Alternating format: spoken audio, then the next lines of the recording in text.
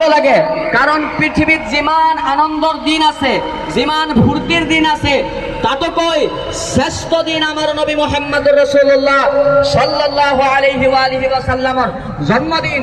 এই দিনত নবীর প্রতি বেশি বেশি দুরূদ, বেশি বেশি সালাম পাঠ করিব লাগে, নবীর গুণগান গাব লাগে, নবী সাল্লাল্লাহু আলাইহি ওয়াসাল্লামর আদর্শ মানুহৰ মাজত তুলি ধৰিব লাগে।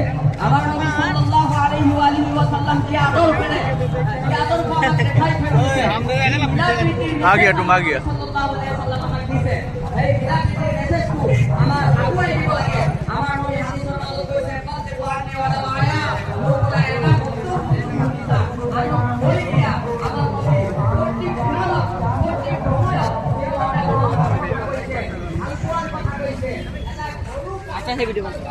बन गया